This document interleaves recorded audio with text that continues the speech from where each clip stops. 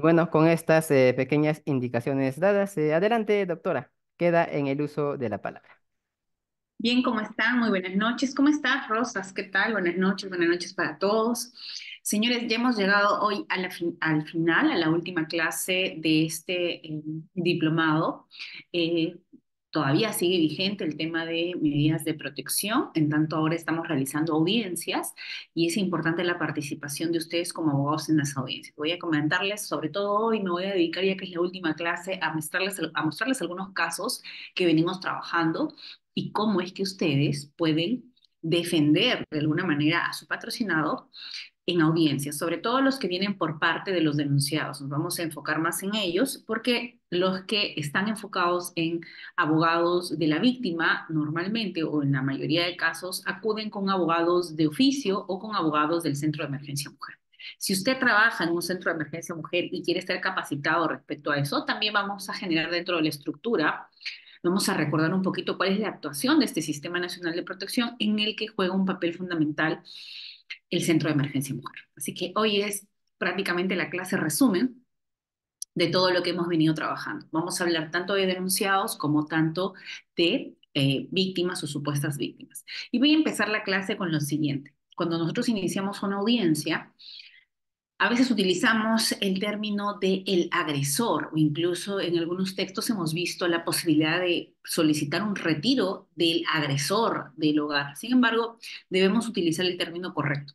Que hay errores dentro del texto único o de la ley, incluso la 31715, la última ley, es verdad, pero nosotros como abogados y conocedores del derecho tenemos que tener claro que tenemos dos ámbitos, ¿correcto? Voy a iniciar esta clase de esa manera, voy a poner la diapositiva también para que ustedes lo tengan claro.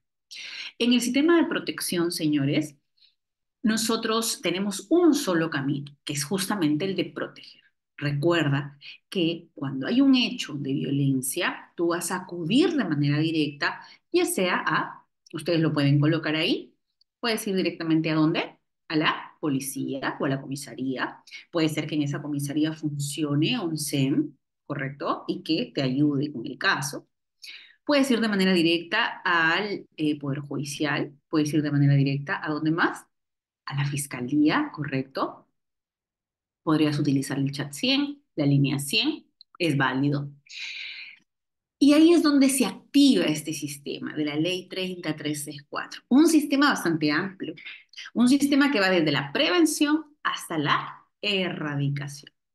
Y en ese camino, desde la prevención hasta la erradicación, hay varias instituciones, señores, no es solo una.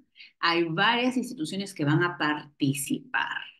Las primeras que van a participar son donde denuncié, ¿bien? Pero una vez que yo denuncio, ¿sí? Voy a activar dos caminos. Y aquí justamente voy a demostrar con la diapositiva, pero hoy día lo quisiera hacer mucho más dinámico para que ustedes lo tengan muy claro. Sé que todavía eh, a veces existen algunas ciertas confusiones, pero miren, señores. Una vez que activamos el sistema, tenemos el camino verde y el camino naranja. Doctora, para ir al camino naranja, ¿tengo que ir primero al camino verde? No. Usted, cuando activa el sistema de protección, se activa inmediatamente dos caminos al mismo tiempo. Doctora, entonces, si mi patrocinado me busca para ir a la audiencia de medidas de protección, también tendría que estar al tanto de que en cualquier momento me citan a nivel policial, luego a nivel fiscal, luego tal vez ya a nivel judicial, pero en la judicatura penal. Claro que sí. Tú vas a abordar un caso en dos ámbitos. Es decir, a tu patrocinado lo vas a proteger en los dos ámbitos. Puede ser que tu patrocinado te diga, yo quiero que tú me defiendas solo en el ámbito penal porque tú eres penalista y quiero que en el ámbito de protección específicamente acuda como abogado una abogada de familia o una abogada civil también. Recuerden que para la violencia familiar o violencia contra la mujer e integrantes del grupo familiar, no se necesita que específicamente tengamos una especialidad sobre el tema, sino que conozcamos cómo funciona la ley, porque es una ley, es un marco específico, pero tengamos una concepción para poder utilizar principios y enfoques propios del derecho de familia. Entonces, a veces los abogados penalistas fallan en audiencia, en protección, porque están con el chip de que están buscando tratar de sacar de todo ese espacio a su patrocinado, pero es una misión, sobre todo cuando es relación de pareja, bastante difícil. Entonces, hoy vamos a aprender cuáles son los argumentos que debes utilizar, cómo vas a librar, por decirlo así, a tu patrocinado, tal vez de medidas radicales o de alto impacto, pero no de todas. Entonces, hasta acá estamos claros de que activas a partir de una denuncia dos ámbitos, ¿correcto? Tú la denuncia lo hiciste PNP, Fiscalía, Poder Judicial, llamaste a la línea 100, chat 100, correcto. Activaste los dos sistemas. El sistema que va a ser mucho más rapidito es el sistema verde, porque en este, la ley incluso ahora te exige, según el nivel de riesgo, que sea todos en 24 horas.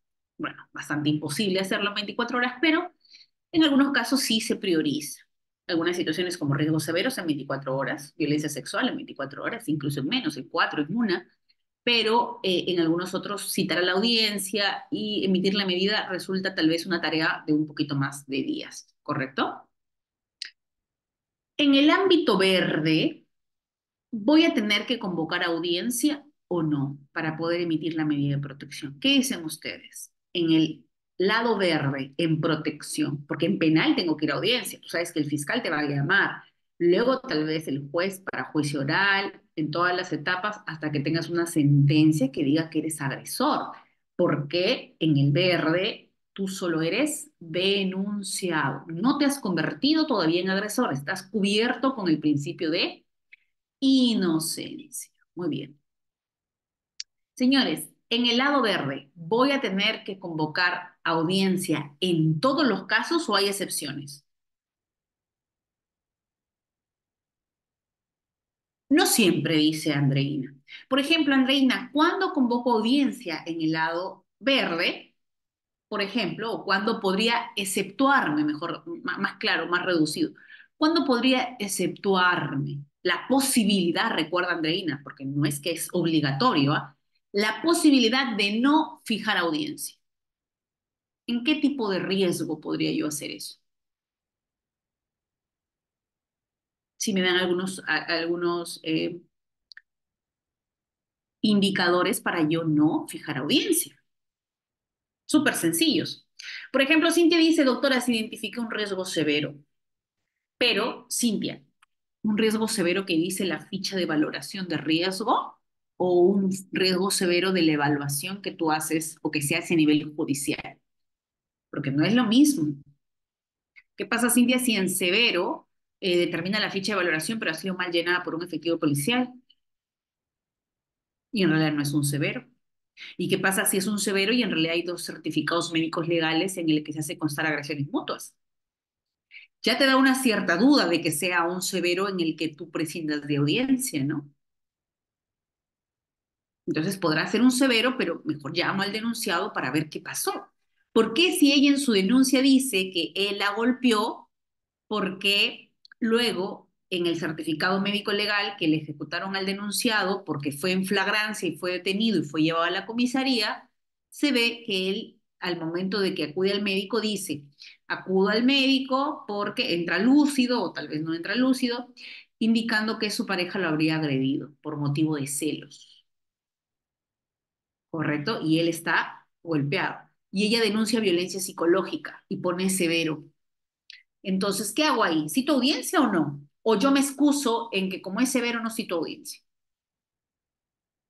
Si yo ya tengo a nivel judicial, y eso sí te lo puedes ver tú como abogada de la parte denunciada, decirle, señora juez, doctora Tania, si bien es cierto la ficha de valoración de riesgo, mira el argumento que estás insertando, Cintia, para pedir la nulidad de esa medida. Ojo, para que tú me apeles esa medida. ¿Cómo me apelas? Aquí está el primer fundamento. En un caso de un severo, imaginemos que es una ficha de valoración severo. Señora magistrada, si bien es cierto, usted ha indicado en la resolución que es materia de apelación que al identificarse un riesgo severo en la ficha de valoración de riesgo, usted ha optado por la prescindencia de la audiencia. Bueno, felizmente lo sustentó mínimamente, porque a veces la juez no lo sustenta y diferente emite la medida. Sin embargo, señora juez, usted no ha tenido a la vista que existen dos reconocimientos médicos legales. En uno, en la parte denunciante, en la que aparentemente estaría bajo un riesgo severo, indica 0 días de incapacidad. Sin embargo, en la parte denunciada, indica 4 o 5 días de incapacidad, lesiones de origen contuso, etc., etc., etc. O incluso usted ha indicado presidencia de audiencia, un riesgo severo, ella indica que ha recibido insultos en la denuncia. Sin embargo, mi patrocinado, bajo el mismo hecho, indica que él ha recibido golpes el día de los hechos. Señora magistrada, por ende, consideramos que su decisión no es la más adecuada, por ende, interponemos el recurso de apelación para que el superior jerárquico declare la nulidad de la decisión y obligue a que usted convoque a audiencia y subsane el acto procesal que ha sido declarado nulo. Porque mi patrocinado tiene que decir algunas cosas en audiencia, y en audiencia probaremos esto, esto, esto, esto. O más que probar en audiencia, ustedes lo que harán es derrotar el argumento sostenido por la denunciante o darle contexto a lo que ha sido sostenido por la denunciante.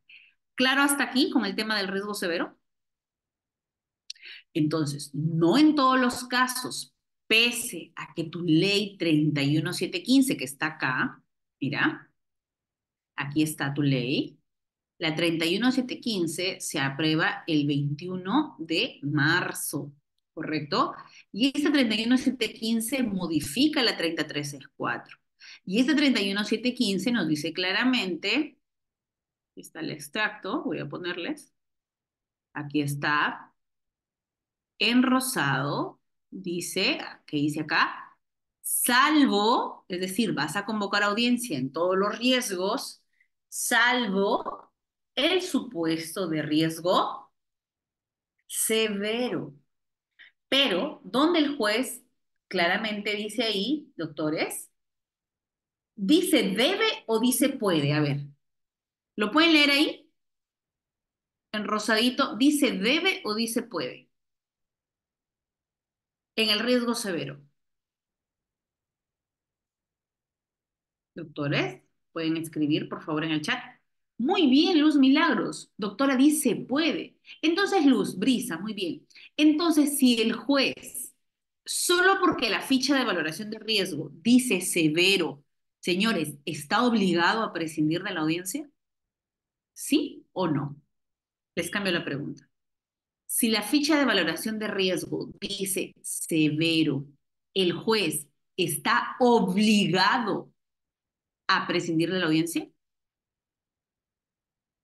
Y Andreina nos inserta una frase importante. Es discrecional. A ver, Andreina, y hemos escuchado el desarrollo de la discrecionalidad en el Tribunal Constitucional. Andreina, la discrecionalidad no tiene parámetros de legalidad. Miren qué importante el tema constitucional acá. Es decir, porque el juez puede decir, bueno, es discrecional y yo escojo. Y como dice Severo, lo más fácil para mí es otorgar la medida y punto. Señora juez, si tú dijeras, Andreina, que es discrecional, en tu fundamento de apelación no habría nada que rebatir. ¿Cómo me apelas una decisión de una ficha de valoración de riesgo severo en la que ya te indiqué, como en el ejemplo, se hace constar certificados médicos en el que uno tiene 0 días y en el otro tiene 5 días, por ejemplo? Que con eso no estamos acreditando que tal vez ella por defenderse ante una amenaza de muerte, él saca un cuchillo, ella se quiere defender, coge un palo y le golpea la cabeza. Ella no tiene ningún día de incapacidad, él tiene 5 días por el golpe en la cabeza, porque tiene tal vez un clavo en ese palo, él cae desmayado, sale, obviamente el certificado no, hay un riesgo severo, amenaza de muerte, no hay nada más que hacer, doctora. Va a depender mucho del caso. Entonces, no es tan discrecional, sino es una discrecionalidad enmarcada en parámetros de legalidad. Y esos parámetros de legalidad obedecen al caso en concreto. ¿Cómo yo saber ese contexto de amenaza de muerte, por ejemplo, para saber si es un severo o no? Tendría que haber convocado a la audiencia para que el denunciado me diga mínimamente cómo sucedió y que ella también me dé mayor información. Entonces, señores, cuando ustedes tengan un riesgo severo en ficha de valoración de riesgo, doctora, ¿se va a poder apelar porque no, porque prescindió de la audiencia o no hay fundamento? Sí hay fundamento. Porque la palabra puede nos da espacio a que la juez no haya utilizado esa discrecionalidad enmarcada dentro de los parámetros de legalidad para justificar y motivar su decisión de prescindencia de audiencia. ¿Correcto? Muy bien. Ahora, caso distinto, doctora, tenemos un riesgo leve, tenemos un riesgo moderado, pues estamos obligados a convocar a audiencia, ¿correcto? Pero será así. ¿Qué pasa, señores, si en un riesgo leve de ficha de valoración de riesgo dice igual, mal llenado por el operador, en este caso lo llenó un policía? Imaginemos que lo llenó el policía. Voy a haberlo llenado el fiscal, puede llenarlo en fiscalía, pueden haberlo llenado un asistente en juzgado, y lo llenó mal. ¿Y quién identifica que es riesgo leve? Sin embargo, ahí en su declaración indica situaciones como amenaza de muerte. ¿Qué pone riesgo leve? Cuando yo analizo el caso, actuados policiales, tal vez hay videos, tal vez hay algún otro actuado, identifico que en realidad no es leve, sino es moderado, podría prescindir, dada la urgencia, de la audiencia. Yo he tenido, por ejemplo, casos de peligro en la difusión de videos íntimos. Recuerda que todo lo que es videos íntimos o publicación en red social, en YouTube, en cualquier red, eh, esto o divulgación de fotos o material que tenga que ver con la afectación o la posible afectación de tu indemnidad sexual, este tipo de casos no pueden demorar, tienen que ser inmediatos. O sea, un día podría constituir miles de reenviados de tus imágenes, ¿no? Como tal. Entonces es importante emitir, dada la naturaleza del derecho que se podría afectar de manera irreparable. Eso podría constituir una urgencia en la emisión de la medida. O como, por ejemplo, que sea un niño que está siendo castigado por su madre y por su padrastro, como por ejemplo yo he tenido esos casos. ¿Han visto ayer que este padrastro en las noticias ha salido, hoy ha salido en la mañana, a las 5 de la mañana, sino que yo pienso que es ayer, pero es de hoy? Este padrastro que ha quemado, le ha lanzado agua hirviendo a su hijastro porque hizo una travesura, ¿no? Entonces, este tipo de situaciones, señores, no van muchas veces en la ficha de valoración, que hay ficha para niño, niño, adolescente, puede salir tal vez porque el agua no le cayó, solamente le quemó alguna parte de su cuerpecito, y puede ser que haya cocinado el efectivo policial a partir de la entrevista que realizó un riesgo leve.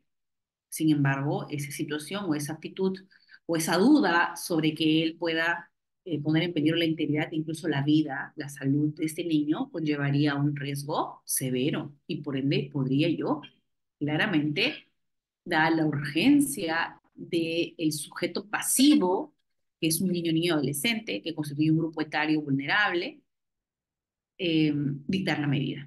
¿Correcto? Bien. Entonces ya estamos más o menos entrando, porque eso es lo que quiero ustedes que lo tengan bien claro, en estos dos ámbitos, ¿correcto? En estos dos ámbitos que siempre venimos conversando y que quiero que usted lo tenga claro.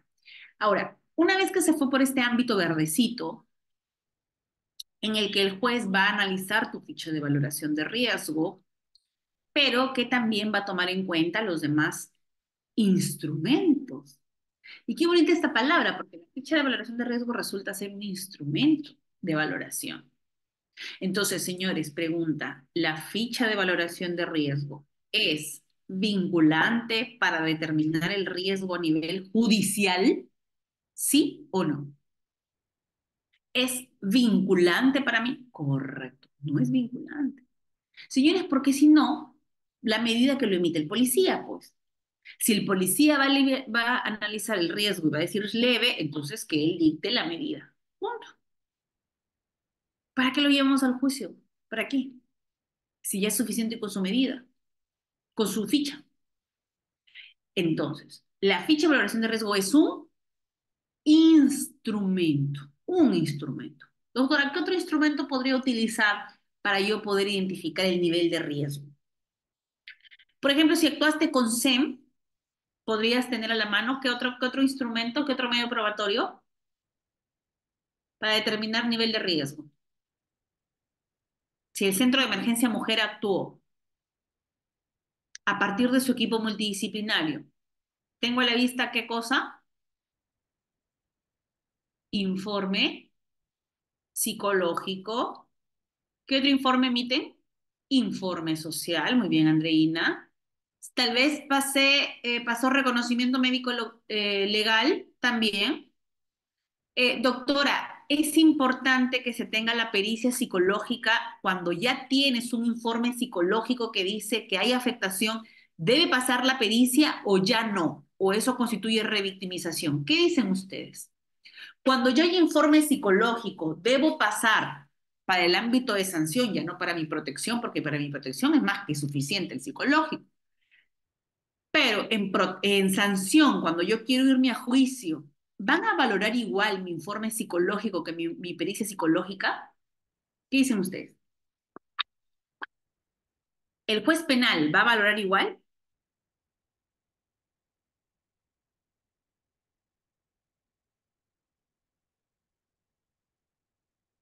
Respondan.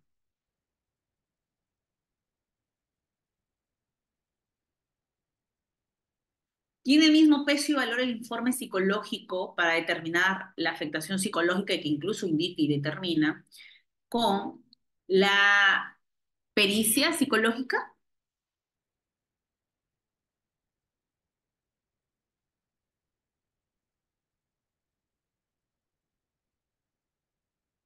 Y Cintia nos dice, doctor, ¿y qué pasa si están contradiciéndose? ¿Cuál toma en cuenta? Andrea nos dice, doctor, ¿y cuál es la diferencia entre una pericia y un informe? Primero, la diferencia es quién la emite. Recuerde que el Centro de Emergencia Mujer emite informes, no pericias. El único que emite pericias es el perito, y es un perito del Ministerio Público. Muy bien.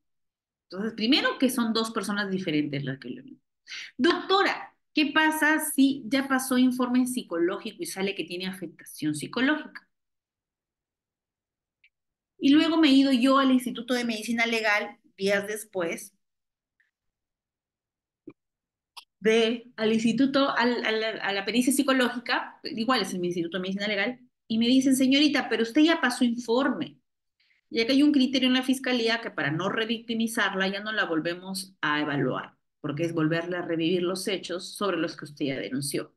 Usted ha denunciado a nivel policial, ha denunciado en audiencia, lo ha vuelto a sostener a nivel judicial, lo ha dicho ante el informe del SEM y ahora otra vez quiere pasar pericia psicológica. O sea, ¿cuántas veces tengo que contar mi historia? Miren, es importante ese criterio de la revictimización. Recuerden que la revictimización es cuando el sistema te vuelve a recordar este dolor o esta afectación o esta situación que te ha podido generar un daño, con la finalidad de tener una certeza en los hechos. Sin embargo, no es necesaria la certeza en mi ámbito de protección. Así que ahora actualmente es a partir de las evaluaciones que se están haciendo actualmente en protección. Recuerden que el informe psicológico tiene el mismo peso que la pericia psicológica del Instituto de Medicina Legal. Eso se puede ver en audiencia para el ámbito penal, porque recuerda que para protección, incluso así no hagas informe psicológico, así no hagan o no hayan realizado un informe psicológico ni una pericia psicológica, igual yo lo valoro los actuados policiales y penales y emito la medida de corresponder la emisión, ¿correcto? Pero cuando tú quieres ya denunciarlo en el ámbito naranja, aquí el juez y el fiscal necesitan tener a la mano la pericia psicológica para violencia psicológica. En cambio, en el otro no tenemos necesidad de tener, en el verde, yo no necesito pericia. Informe necesito, tampoco. No es obligatorio, pero sí ayuda porque es un instrumento, pero no es obligatorio. En cambio, en penal, tú no puedes decir que hay una violencia psicológica si no tienes una pericia psicológica que diga que tienes una afectación o un informe psicológico que diga que tienes una afectación. ¿Entendido esa parte del informe psicológico? Y cuando uno de ustedes me pregunta, doctora, pero entonces, cuál vale más? Va a depender para qué lo vas a utilizar, Alaba. Si lo vas a utilizar para el ámbito naranja, que es el de sanción, van a valer igual. Doctora, ¿cómo va a valer igual? O mismo valor probatorio, correcto. Doctora Jimena me dice, doctora, pero ¿cómo así? ¿Acaso el protocolo de pericia del Ministerio Público para que se emita mínima tiene que haber 4 o 5 sesiones? Y yo sé que en el informe que emite el Centro de Emergencia Mujer, el mismo día está sacando en una hoja, simplemente, sin mayor profundidad, que ella tiene afectación. ¿Está pasando eso o no? Es que, señores, es tanta la carga del Centro de Emergencia Mujer muchas veces que está pasando estas falencias en los informes. De que tengan el mismo valor probatorio, sí, pero considero, si tienen la oportunidad de ustedes guiar a sus patrocinadas, resulta mucho más favorable la pericia. Porque en la pericia es algo contundente. En cambio, el informe psicológico, por más que tenga el mismo valor probatorio, podrá existir una cierta incoherencia en determinar afectación cuando cuestiones el informe respecto a lo que dice en el antecedente. Y yo les digo algo. ¿Qué pasa si un padre acompaña a su hija por un tema de violencia a su indemnidad sexual? Tuve un caso, por ejemplo, ¿no? De que una persona había estado viendo por la ventana a su hija bañarse, por ejemplo, que era un vecino que estaba viendo, siempre miraba a la niña o al adolescente.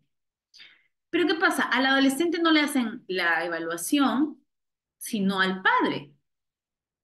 Y termina concluyendo que hay afectación psicológica al padre. Entonces, pero respecto de la niña, pero realmente a quien le habían hecho la evaluación es al padre, porque ahí decía, el padre indica que su hija siente malestar, que no quiere bañarse, que siente miedo, entre otras cosas. Pero en ningún momento se hizo constar que fue a la niña a la que se le hizo la evaluación. Además que eso se hubiese podido hacer ya en una cámara GESEL, como corresponde. Entonces, miren lo importante, porque al final tendrá el mismo valor probatorio, pero tú puedes derrotar, claro que sí, cuando hay una incoherencia entre lo que se dice en el antecedente y la conclusión de ese informe, o no tienes la opción de rebatirlo en juicio, sino para que hay juicio penal. Entonces, ya queda claro que tanto el informe como la pericia tienen el mismo valor. ¿Son personas diferentes las que lo imitan o profesionales que lo emiten? Sí. Uno es un perito y el otro es un trabajador del Centro de Emergencia Mujer o un especialista del Centro de Emergencia Mujer, a partir de un integrante del equipo multidisciplinario. El tiempo para realizar ambos informes son totalmente diferentes. Hay algunos que sí utilizan un mejor protocolo, él no sé, pero falta fortalecer bastante. Muy bien. Y acá me pregunta Miluska, doctora, buenas noches. Me parece arbitrario que se dicten medidas de protección solo basándose en una ficha. Muy bien, Miluska, eso es lo que estamos diciendo, que la ficha no es obligatoria. Basándose en una ficha. Recuerda, la ficha es pongan ustedes ahí que hemos hablado qué es la ficha, constituye eso nunca se olviden, ¿ya? ¿Qué es la ficha de valoración de riesgo? Un instrumento, uno. ¿Y cuántos instrumentos puedo encontrar? Informe psicológico, informe social, reconocimiento médico legal, fotografía. También podría encontrar fotografías, grabaciones de medios probatorios. Claro que sí. La declaración de la víctima, también. Muy bien.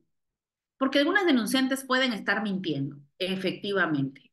Hay falsa denuncia, hay incoherencia, por eso es que recuerda, Miluska, que cuando tú emites una medida de protección, más allá de identificar el nivel de riesgo, también analizas el nivel de coherencia, consistencia en la denuncia.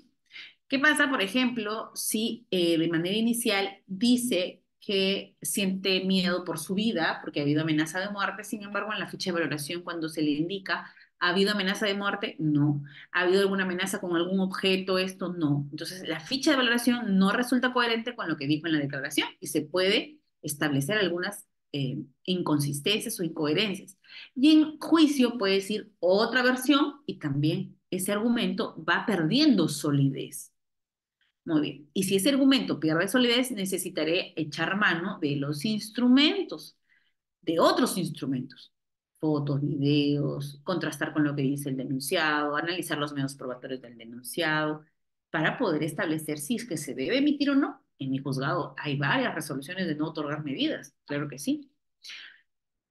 He visto casos donde algunas denunciantes se han retractado en audiencia. Recuerde que el Pleno Jurisdiccional Penal establece que la retractación de la víctima tendrá que tomarse en cuenta que muchas veces se retractan porque siguen o quieren estar dentro del ciclo de violencia. Es decir, la retractación para el sistema judicial tiene que analizarse pensando en que la víctima puede que se retracte porque no quiere salir del ciclo de violencia. Es decir, sé que si yo sigo con el caso, él puede ir a la cárcel, puede alejarse de mis hijos, quién va a cubrir las necesidades de ellos, voy a dejar atrás una familia solo por el hecho de denunciar, entre otras situaciones que las personas víctimas de violencia pueden reformularse y retroceder en ese proceso.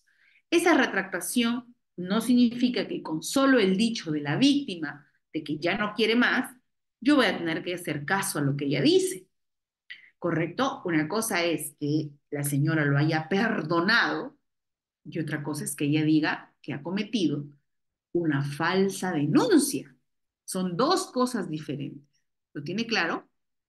Una cosa que en audiencia diga yo me retracto porque ya está mejor, porque ya él ha mejorado la relación con mis hijos, yo realmente lo denuncié eh, porque ya estaba cansada que él nunca cambie, etc, etc. ¿Eso va a hacer que yo no emita una medida? ¿Ese es un fundamento válido?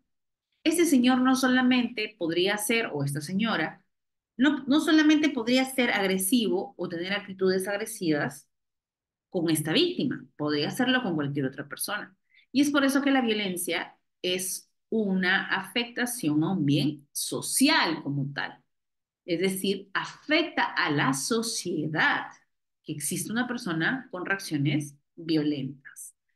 Entonces, y hay que diferenciarlo el hecho de que ella lo perdonó o él lo perdonó respecto a la persona que dice, yo, por ejemplo, he tenido en audiencia, doctora, la verdad es que yo lo denuncié porque él quería hacer abandono de hogar. Entonces yo le dije, tú te vas y yo te denuncio.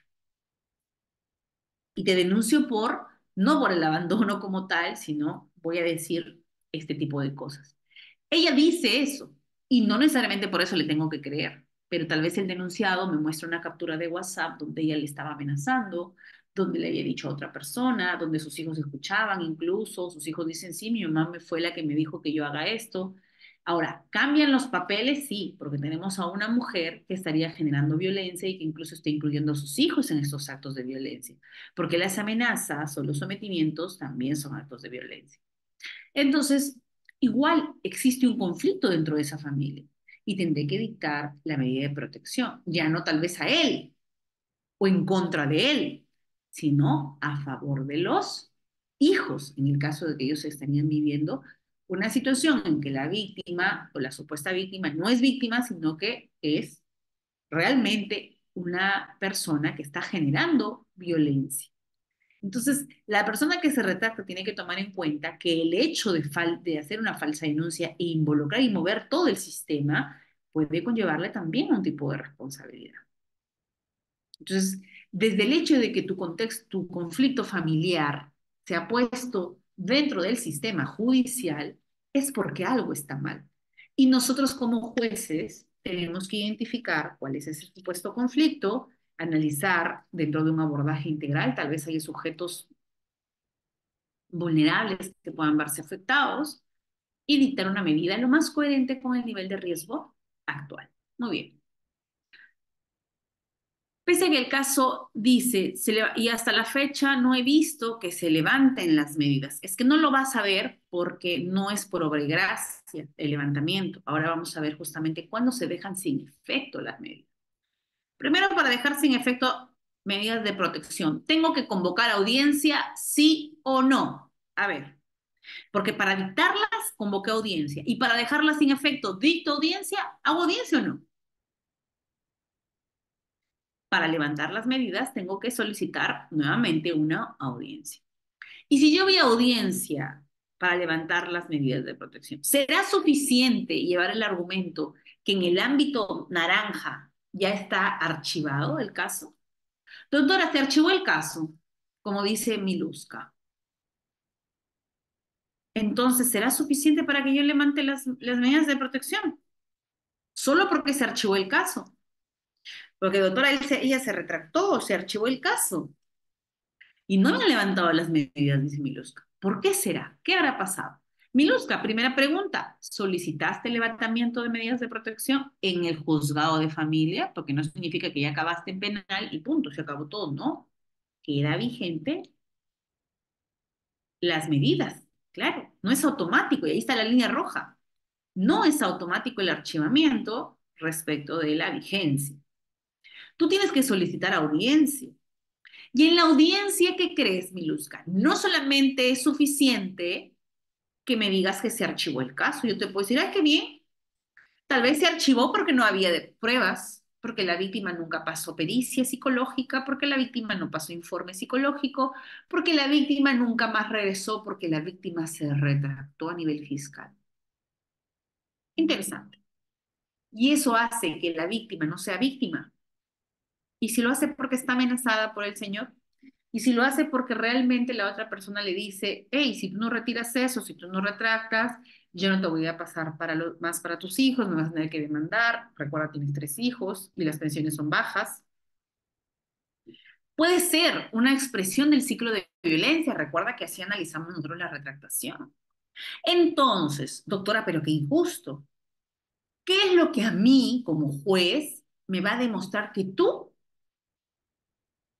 se archivó en el ámbito penal y adicional de eso eres un buen ciudadano? Eres un ciudadano que hace caso a lo que dice la justicia.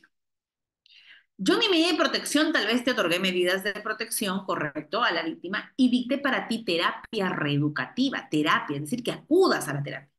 Y si tú me quieres pedir levantamiento de medidas, demuéstrame que has ido a la terapia. Doctora, pero ¿cómo mi patrocinado va a ir a terapia si él es inocente totalmente? Yo soy su abogada y yo le he dicho, no vayas ni un día a la terapia porque tú eres inocente. Y mira, acá está el resultado de tu inocencia. Inocente porque en el ámbito penal se tiene que ver en el lado naranja si eres inocente o no, o culpable o no, porque inocente llegas y puedes salir inocente. Solo culpable tendría que ser sometido a un juicio. Muy bien.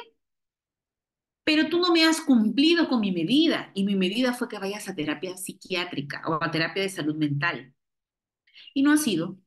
Entonces yo realizaré la audiencia y te puedo decir que vuelvas cuando ya hayas terminado tu terapia y que yo incluso entrevistando a la víctima diga, oye, la víctima ya la veo que ha tenido algún acercamiento contigo, que en la terapia han indicado que están haciendo relación de pareja incluso, que están asistiendo a la terapia los dos, que están llevando a sus hijos a la terapia.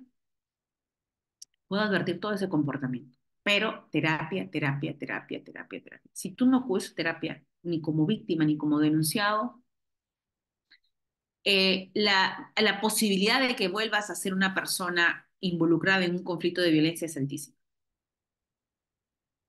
Así que es importante para que tú me pidas, señor abogado, para que me pida a mí como juez que yo levante mi medida, vaya, cumpla con la terapia. Doctora, en esa decisión usted también le puso anticipada de alimentos.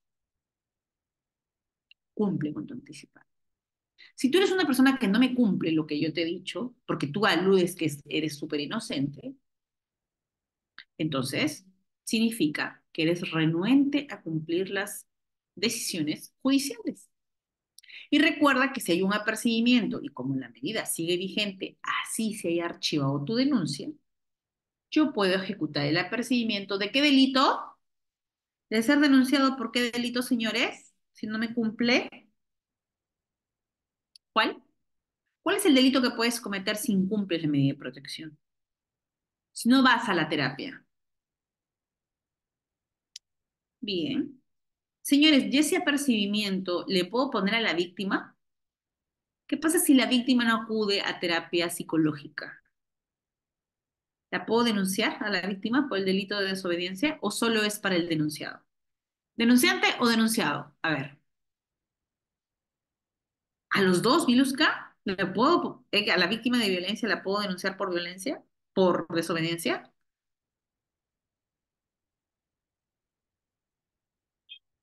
Solo a la parte denunciada. En el reeducativo, a la víctima no le puedo percibir.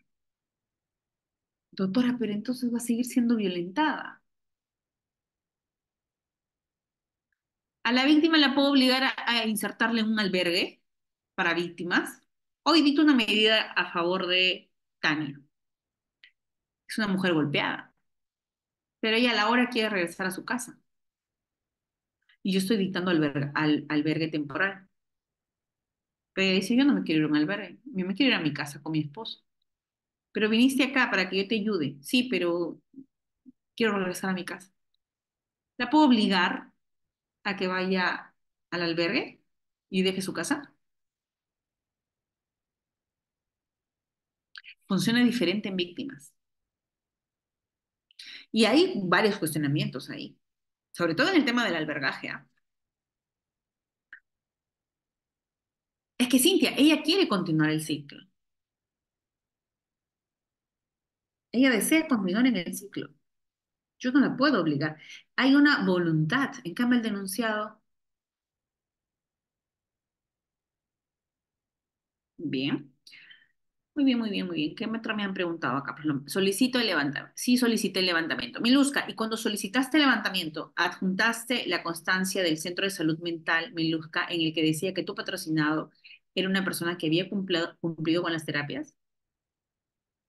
Se adjuntó tal vez alguna constancia de algunas situaciones en las que te interrelacionas con otras personas, con la comunidad, el trabajo que vienes haciendo, varias cosas que demuestren que tu comportamiento no es violento, que es importante porque en el levantamiento de medidas se analiza si es que hay un riesgo en la integridad de la víctima, si se mantiene o no. Y si no, si es que ya estaba claro de que si había, debería obligarse a la víctima a pasar por examen y a tomar todas las medidas, claro, junto la cartilla de terapia. Bueno, Miluska, igual te han denegado, tú lo hubieras podido apelar. Si te deniegan el levantamiento de medida de protección, lo hubieras podido apelar. Claro que sí. Incluso, Miluska, imaginemos que te denegaron, pero acá en cierto tiempo tú sigues con la terapia, que cumpliste la terapia, que se archivó definitivamente, ya no hay forma de mantener las medidas. Es una persona que ya se resocializó prácticamente. Recuerda que en el sistema de protección tenemos el tratamiento reeducativo. Una vez cumplido el reeducativo, se entiende que tú te has resocializado. Hubieras podido apelar igual. Andreina nos dice, doctora, tengo un caso de una mamá que denuncia a su hija por violencia psicológica. Claro, la violencia puede ser de hija hacia la madre, de la madre hacia la hija. Recuerda el artículo 7 de la ley del texto único ordenado en el que establece el sujeto pasivo de protección. A, mujer durante todo el ciclo de vida y B, integrante del grupo familiar.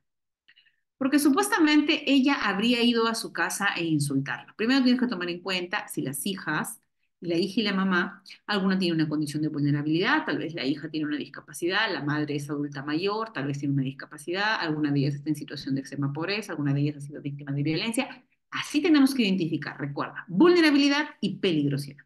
Muy bien. Pero según lo que nos comenta la hija, es ella la que usualmente la insulta dentro de las medidas de protección. Ahora, dentro de las medidas de protección, cuando tú me dices que es más bien al revés, se supone que si yo, una persona me insulta y yo no tengo ninguna obligación de acudir a la casa de la persona que me insulta y yo ya soy mayor de edad y no tengo ninguna subordinación, recuerda que acá en este ámbito se analiza la relación de, a ver, pongan las tres relaciones: subordinación, relación de dependencia, y la otra relación, ¿cuál es?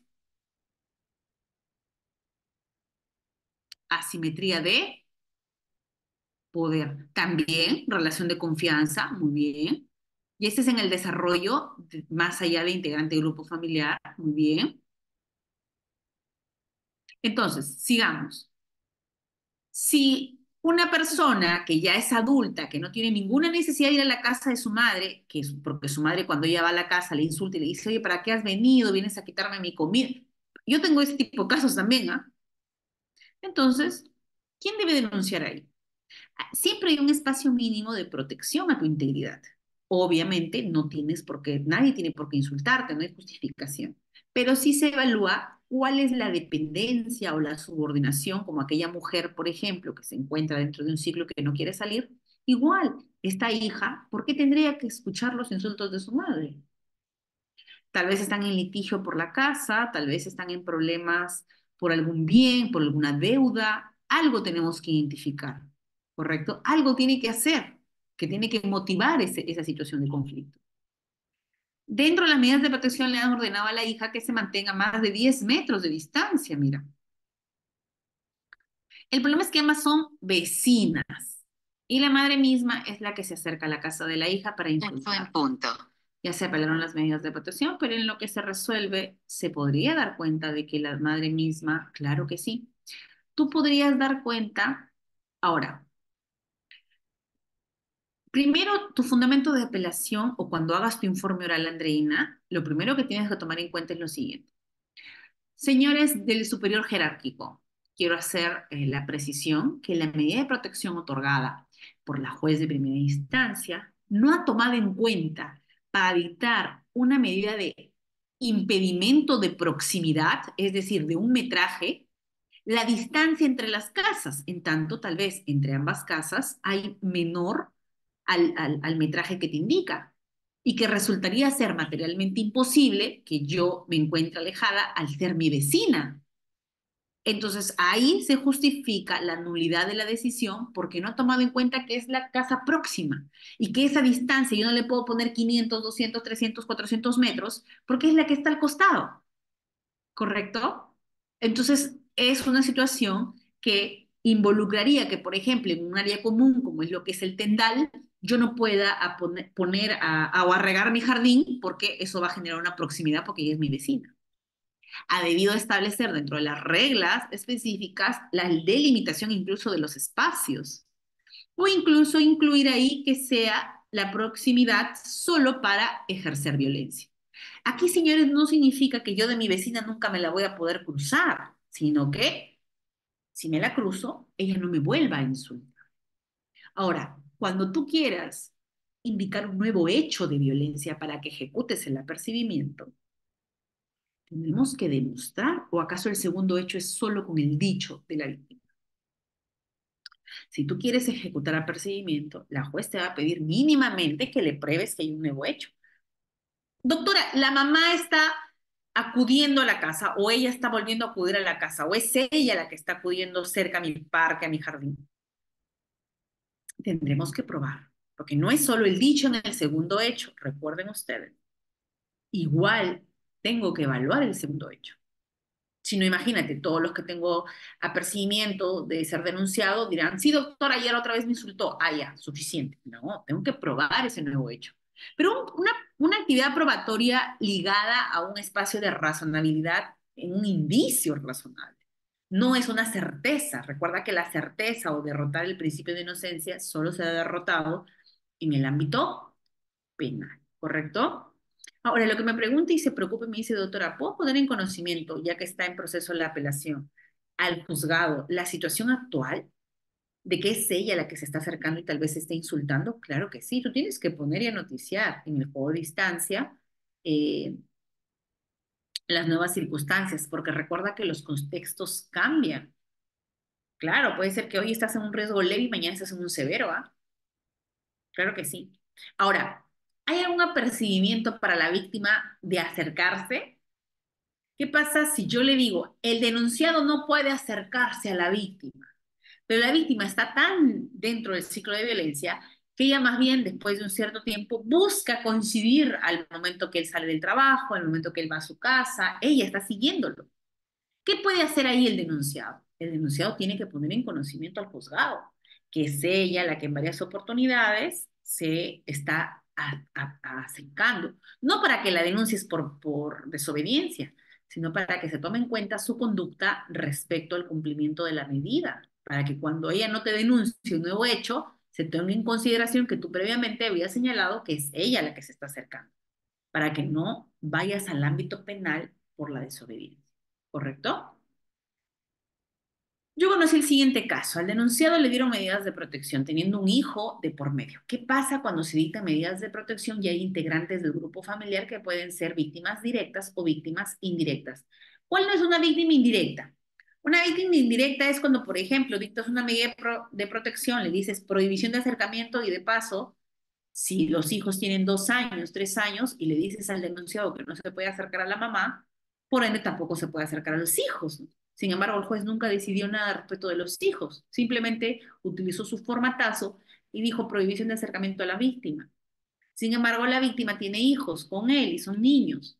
¿Cómo hago o qué odisea hago para que el denunciado se acerque al niño, pero no se acerque a la madre cuando tiene 2 años y no tiene más integrantes del grupo familiar? Situación que los jueces normalmente no toman en consideración. Ahí es un buen fundamento para tu apelación, señora juez, señor superior jerárquico, la señora juez de primera instancia para dictar la medida no ha sido razonable, ni congruente, ni proporcional, en tanto resulta que su decisión está afectando el derecho humano que tiene todo niño de tener contacto con sus padres. Así la relación se haya terminado. Señora juez, me indica la prohibición de aproximarme a la casa de la denunciante, sin embargo, ahí viven mis hijos, por ende me está limitando el ejercicio de mi derecho y el ejercicio del derecho de mis hijos, de tener contacto conmigo como derecho humano. Mira tú lo importante de esa apelación, nula.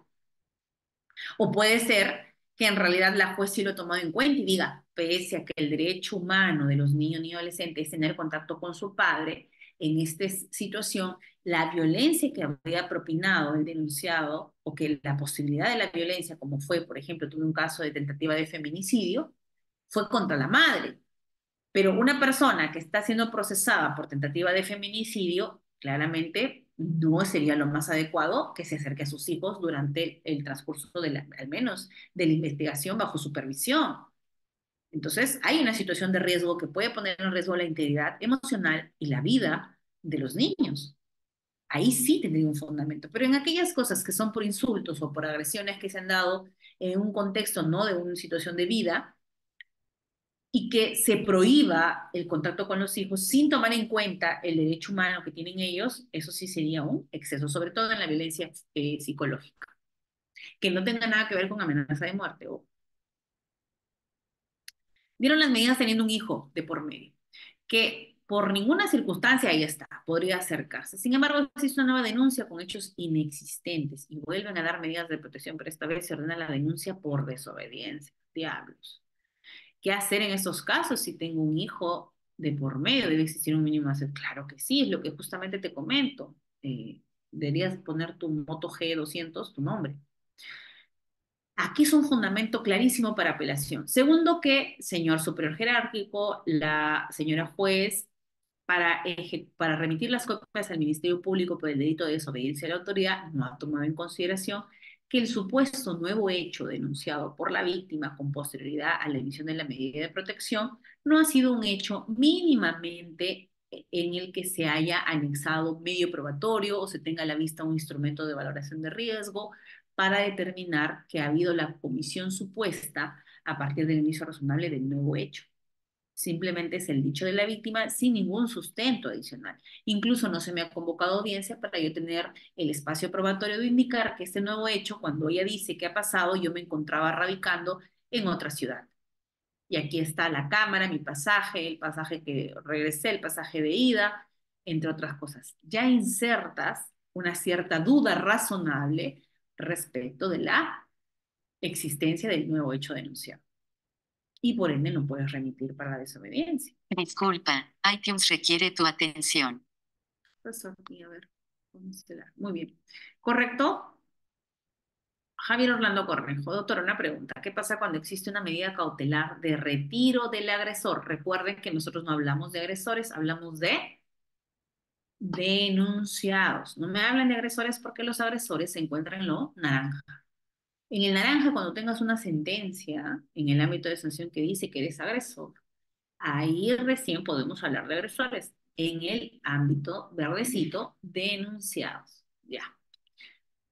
En este caso, el agravado o el agraviado sería, es un anciano y él denuncia a su hija con su cuñado y esto siempre la maltrataron porque le pide su anticipo de herencia, porque le pide su anticipo de herencia. La medida cautelar salió a favor del anciano, el padre, y salieron los agresores por la medida cautelar, el retiro de los agresores. Ahora la hija está demandando en el juzgado civil por petición de herencia. Si sale favorable la sentencia, qué importante, dos títulos vamos a tener ahora, dos sentencias en el juego civil por petición de herencia. Se puede afectar esa medida de protección. Es cuando colisiona un derecho de propiedad contra una medida. Qué interesante. Te invito a que revises en el internet.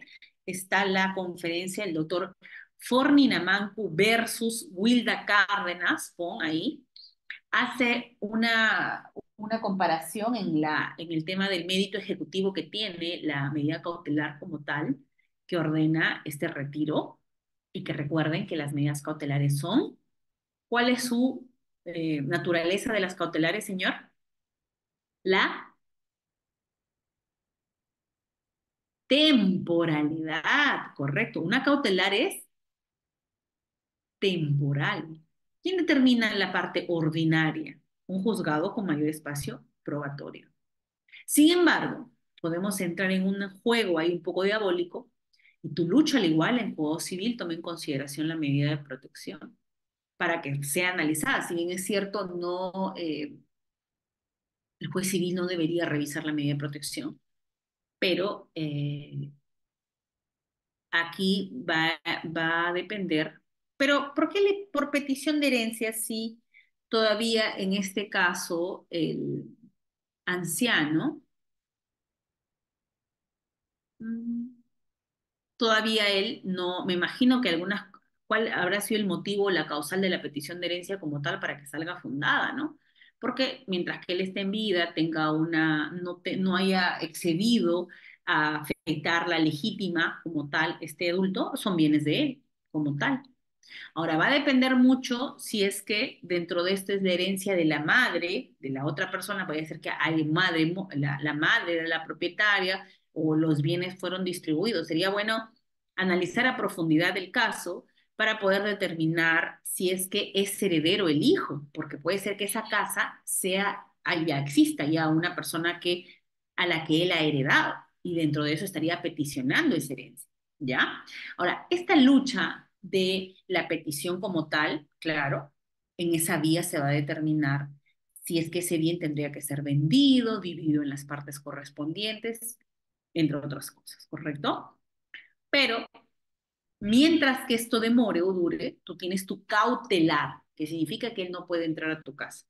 Ya que ese bien luego entra a división y partición, claro, no vas a estar ni tú ni él, porque va a darse. Ahora, caso distinto es que esa casa previamente con alguna otra jugada legal la hayas convertido en casa habitación.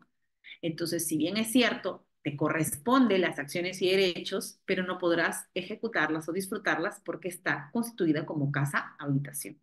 Entonces, hay muchas estrategias para realmente no lograr que salgan de una casa como tal, pero tus derechos siguen siendo. Recuerda que los derechos civiles van a mantenerse. El tema es en qué momento lo ejecutas. Lo mismo que pasa con el tema de los desalojos.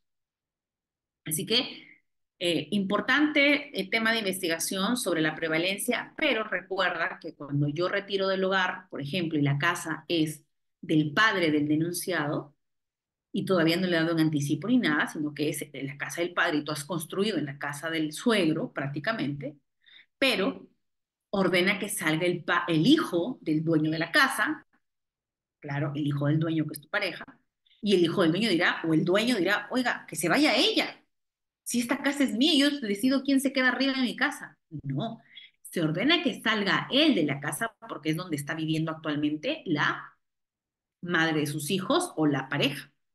Sin embargo, si este dueño de la casa, que es el padre del denunciado, mañana más tarde quiere vender la propiedad, esa medida cautelar no va a prohibir la venta de ese bien y que se lo venda, por ejemplo, a otra persona. Los derechos de propiedad no se van a ver afectados con la medida cautelar. Recuerda que las cautelares son temporales y que las vías ordinarias son las más adecuadas para determinar justamente los derechos como tal, ¿no? Cintia me dice, doctora, ¿y hay alguna sanción para la víctima o para la conducta de la víctima? Recuerda que no hay sanciones para la conducta de la víctima, Cintia, pero yo te doy estrategias de litigio. Y dentro de esa estrategia, ¿yo qué haría si tengo una víctima que no quiere salir del ciclo de violencia? Que la golpean, regresa, ella golpea, regresa y regresa. Pero esta víctima tiene dos hijos, Cintia, menores de edad. Y a estos niños los tiene todo el tiempo asustados porque creen estos niños que es normal que los padres se golpeen o se insulten. No hay forma como yo la sancione a ella, pero sí hay una forma inteligente. ¿Qué pasa si yo de oficio pido una evaluación psicológica a los niños? Y tal vez en la evaluación psicológica de los niños me digan que su mamá le tienen miedo a su mamá, que su mamá llega ebria, que su mamá se deja golpear, que su mamá esto, que su mamá el otro, que su mamá les obliga a hacer tal cosa. Puede él incluso, dado que son hijos de padre violento y madre violenta, podrían incluso pasar al cuidado primero del entorno familiar seguro, llámese abuela materna, abuelo paterno, abuela paterna, tío, sobrino, y si no, ya tendrá que pasar a un espacio de protección del Estado. Entonces, eso sí es como una cierta estrategia para que reaccione la víctima, ¿no? No lo haces por ti, hazlo por tus hijos. Y si ya se venció el plazo para apelar, Miluska dice, doctora, ¿qué pasa si ya se pasó los 3 días? Es muy poquito los tiempos que dan, ¿verdad? 3 días, doctora, y bueno, cuando es notificación por si no, al menos me da un poquito más. Yo me puedo acercar, recuerda Miluska, que le puede pasar lo que le pasó a John Kelvin. Recuerda el caso de John Kelvin y Dalia. John Kelvin decía, oye, pero doctora, yo ya salí de la cárcel, yo ya soy un nuevo ser humano, según él. Y estuve en la cárcel, sí, pero ya salí. Y ahora que ya salí, doctora, quiero ver a mis hijos. Es más, yo los llevo al colegio. Es más, Dalia me ha dicho que puedo recogerlos y llevarlos al colegio. Y yo llego todos los días. Pero un cierto día Dalia me denuncia por desobediencia a la autoridad. Hay un auto de medidas de protección vigente y él se acercó. Te puede pasar eso, mi Luzca. Entonces, lo más importante es que tú, si quieres asegurar el derecho humano de tus hijos, solicítalo. Pide la tenencia, pide el régimen de visitas, pide la tenencia compartida, o si no, en el mismo juzgado de violencia, dile, señora juez, su medida que he emitido, si bien es cierto, está en apelación, sin embargo, dado que no podría, dada la urgencia de que mis hijos tengan contacto conmigo, porque eso podría afectar su integridad emocional de mi hijo, y usted sería la causante, y eso sí está terrible porque sería violencia estructural o sistémica, solicito que se establezca una medida complementaria con la finalidad de yo poder ver a mis hijos. Ah, qué bonito. Es decirle prácticamente, oiga señora, corrija usted su resolución para que yo pueda ver a mis hijos. Si no, la determino denunciando, porque está impidiendo un derecho humano de los niños que no tienen nada que ver en este proceso. Importante. Ahora la juez tendrá que evaluar, porque no vaya a ser que tú estás bien envalentonado contra la juez, y al final la juez sí ha valorado y ha visto que tú estás denunciado por tentativa de feminicidio. Entonces, no hay forma que tú vengas bien valiente a querer ver a tus hijos todavía cuando hay una etapa en el proceso penal en el que todavía tal vez no pasan, están incluso ellos, uno de ellos vio cómo fue la posibilidad de la tentativa, etcétera, etcétera, o puede pasar por cámara Gesell. Situaciones adicionales que se pueden dar en el ámbito penal, ¿correcto? Pero también puedes avanzar tanto en la misma denuncia de violencia o si no, vas solicitando en el ámbito ordinario. Pero yo no considero que debe ser un régimen de visitas porque tú podrías pedir claramente una tenencia compartida con parámetros de involucramiento de ambos. Recuerda que ya se modificó la ley. ¿Por qué irte por lo más chiquito? Régimen de visitas es como ir a visitar de vez en cuando nomás y en las horas que la víctima quiera, y te va a hacer una desgracia porque la víctima va a decir, hoy sí, mañana no, hoy sí, mañana no. En cambio, con una tenencia compartida te puede funcionar mejor. Doctora, pero ¿puedo pedir tenencia compartida cuando hay antecedente de violencia?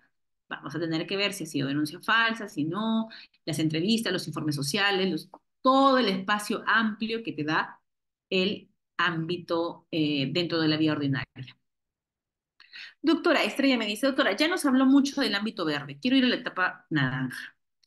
En la fase sancionadora o en el ámbito de sanción, el juez penal, ¿qué sanciona? Y establece la reparación que corresponde según el caso. Puede también disponer la continuidad, miren qué importante, o la modificación Estrella, por un tema lógico primero. Yo soy juez especializado de familia y el juez penal es un juez especializado de penal. Él tiene un mayor rango que yo. Yo emití la medida. Él va a decidir la inocencia o la culpabilidad. Lo que él decida está por encima de lo que yo decido, sí o no. Porque diferente fuese que él fuera un juez superior. El juez superior sí me puede ordenar a mí, nula tu decisión, vuelve a hacer tu tarea. Claro, porque es superior a mí. Pero un juez penal es un juez especializado tan igual que yo. Y él no me puede a mí ordenar que yo deje sin efecto una medida, o que modifique una medida, o que varíe una medida. No lo puede hacer. La que tendrá que hacerlo, la solicitud que yo haga eso, es la propia parte. Y a partir de una audiencia, bajo el principio, recuerden este principio hasta el final, ¿ah? Variabilidad. La variabilidad de la decisión respecto a la singularidad del proceso de violencia. En los procesos de violencia se puede variar, claro, porque la violencia no es estática, sino es dinámica. Y como es dinámica, puede ser cambiante en el tiempo. Doctora, pero si ayer lo apelé, ¿mañana puede cambiar el riesgo? Sí, de ley puede irse severo. Ayer diste una medida genérica, hoy te diste una medida de retiro. Puede incrementarse. Doctora, ¿y puede bajar también? Así como se incrementa, ¿puede bajar el riesgo? Claro que sí. Entonces, la variabilidad va a ser bastante beneficiosa.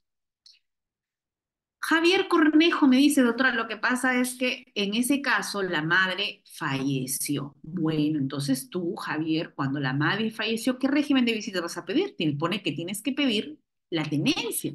Recuerda que la tenencia es la figura esencial que recae en los padres. ¿Recae en los abuelos?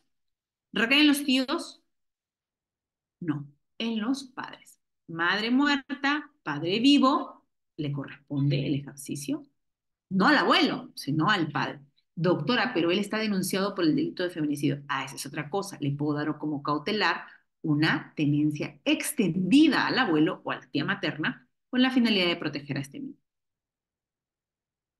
Muy bien, miren qué bonito hasta está esta clase en preguntas y respuestas. Bien, ahora vamos, ya tenemos los dos ámbitos bien claritos, ya sabe usted que si se archiva la denuncia no va a ser suficiente lo que dice el juez, sino que aquí, para que deje sin efecto, tendrá que hacer una nueva audiencia. Muy bien, muy bien, muy bien, muy bien. Vamos ahora a hablar rapidito, justamente, quiénes son los que pueden llenar ficha de valoración. A ver, ¿quiénes llenan ficha de valoración? Vamos, uno. Ahí está clarito, ¿ah? Pueden tipear. ¿Quién llena ficha? ¿Quién llena ficha? ¿O quién puede llenar ficha? Muy bien. ¿El CEN? Doctores, ¿el Centro de Emergencia Mujer llena ficha de valoración de riesgo? No sabía. ¿Están seguros? ¿El CEN puede llenar ficha de valoración de riesgo? No. El CEN lo que llena es una ficha de atención, pero no una ficha de valoración. Los únicos que llegan ficha de valoración son PNP, Ministerio Público y Poder Judicial. Correcto.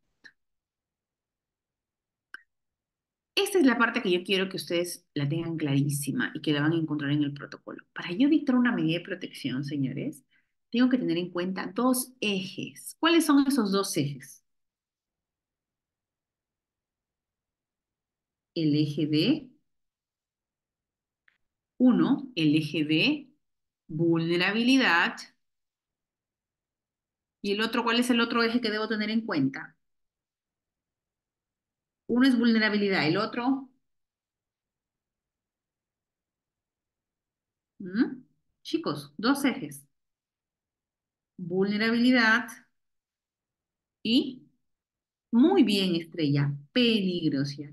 Si es que no hago ese análisis de vulnerabilidad versus peligrosidad, señores, esa decisión no está siendo motivada.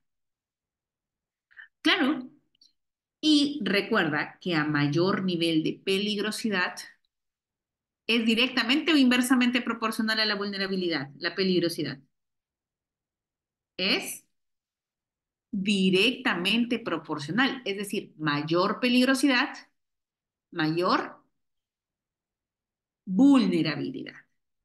Entonces, ahora, dentro de lo que es vulnerabilidad, ¿qué puedo tomar en cuenta para ver el nivel de riesgo en vulnerabilidad? ¿La diferencia de edades será un buen indicador para vulnerabilidad? Sí. ¿Qué pasa si la víctima tiene 16 años, está dentro de una relación de pareja? Doctora, a los 16 años, pero el año pasado no salió la prohibición del matrimonio infantil. Sí, lastimosamente, solo del matrimonio. Pero ¿acaso aquí prima el matrimonio o la convivencia? Doctora, ¿la prohibición será la misma? Acá, señores, de acuerdo a los contextos geográficos incluso y contextos sociales y culturales, hay relaciones de pareja 16, 17, 18 años. Relación de pareja. Gestacional incluso ya. Adolescentes. Madres adolescentes o adolescentes en gestación. Entonces, esta mujer de 16, esta adolescente de 16 años, embarazada, demanda o denuncia violencia psicológica por parte de su pareja de 40 años. Esa diferencia del 40 y 20, ¿se toma en cuenta o no? Claro que sí. Recuerda que estamos en el ámbito de protección, no de sanción. No por eso yo voy a derrotar la inocencia de él, pero sí mi protección. Me resulta peligroso. En mi ejemplo, adicional de que tiene 16 años, está embarazada. ¿El estado gestacional convierte a una persona en vulnerable o no? Así tenga 16, 18, 20, 32, 35 años. Está embarazada y su pareja la deja, le dice que no, ese hijo no es de él, que ella verá de dónde come, porque no le va a pasar nada. Es más, nos vemos en Andrea, porque ahí abrimos la prueba del ADN y recién ahí te voy a pasar alimentos. ¿Vulnerable o no la persona que está en gestación? Vulnerable. Científicamente comprobada la vulnerabilidad, ojo, respecto a la gestación. Entonces, en la mujer tenemos, por su condición de mujer, vulnerable, por su grupo etario, niña o adolescente, vulnerable, por su estado gestacional, vulnerable, por su condición económica de pobreza, vulnerable, porque tal vez tiene tres, cuatro hijos, es una mujer ya adulta, tiene tres, cuatro hijos, por la existencia de personas dependientes, ella tiene que adicional ver por estas personas pequeñas. Es una persona venezolana, tal vez, que su pareja es una persona peruana, que le ha quitado sus documentos, que no la deja trabajar. Tal vez es una víctima de desprotección, es una adolescente o es una niña que sus padres la habían abandonado y ahora está sometida a un contexto de violencia por parte de sus tíos, o su hermano mayor o su hermana mayor. Miren todos los componentes de vulnerabilidad que pueden ser analizados para identificar qué nivel de riesgo tiene la víctima. Pero para yo identificar, no basta con todos estos componentes. Tengo que adicionarle en la balanza este otro componente, la peligrosidad. ¿Qué pasa si este denunciado tiene antecedentes penales y policiales? Y usted mira, doctora, pero ¿por qué lo juzga por antecedentes penales? Todos podemos tener antecedentes policiales, porque nadie está libre de que no denuncie. Es verdad. Pero recuerda que estamos en protección, no estamos en sanción. En protección resultas peligroso si tienes antecedentes policiales. Doctora, pero esas fueron falsas denuncias. Mis exparejas todas me denunciaban, pero eran falsas denuncias. Para mi ámbito de protección, tendré en cuenta que tú has sido ya denunciado por hechos de igual o similar naturaleza respecto a violencia. Muy bien. Doctora, ¿qué pasa si ya no es la primera vez que lo denuncio, es la segunda, tercera, cuarta, y está incumpliendo siempre medidas de protección? Toma en cuenta eso para ser una persona peligrosa. Recuerda que la Defensoría del Pueblo indica que a la tercera o segunda denuncia se comete o puede cometerse un feminicidio. O mejor dicho, los feminicidios se cometen a partir de una alerta previa una, dos, tres denuncias previas de violencia. Entonces ya te da un indicador de que esas víctimas podrían ser luego, en un riesgo severo, podrían ser víctimas de feminicidio. Esos componentes importantes. Víctima, vulnerabilidad, denunciado, peligrosidad.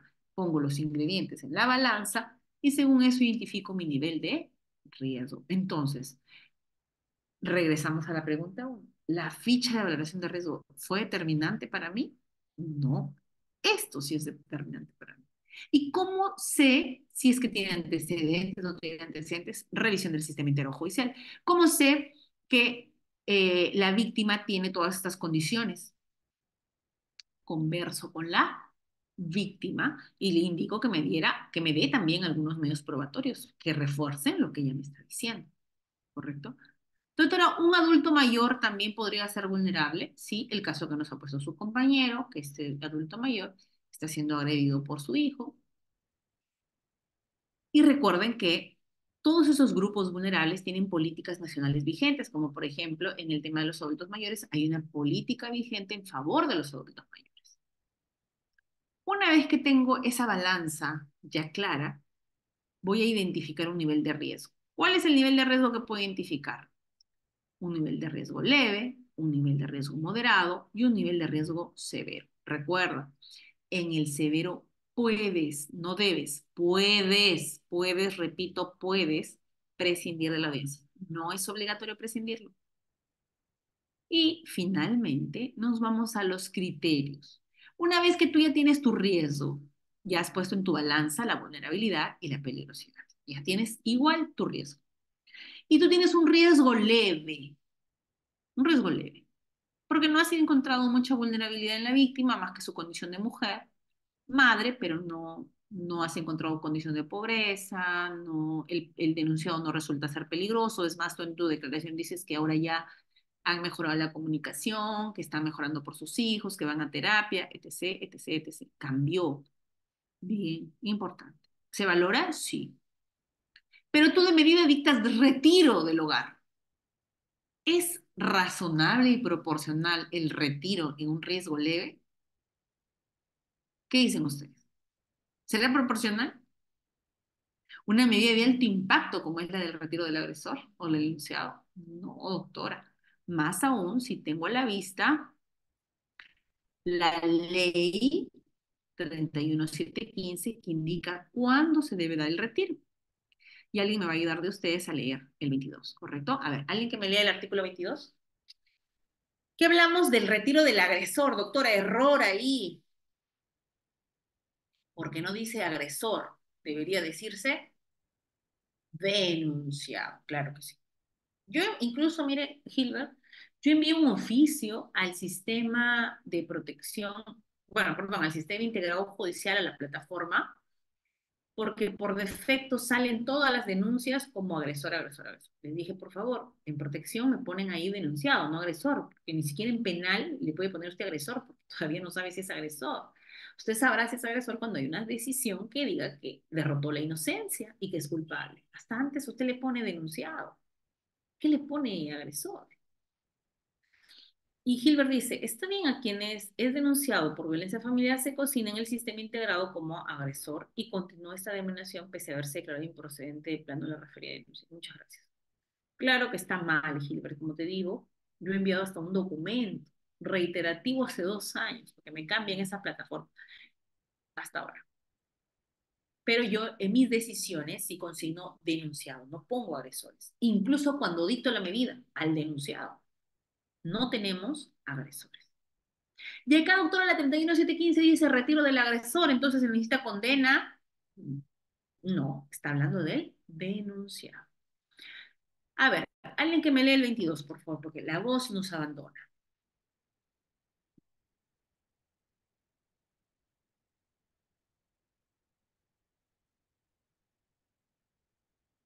A ver, alguien prende pues, su micrófono, alguien me ayuda, por favor, con el 22.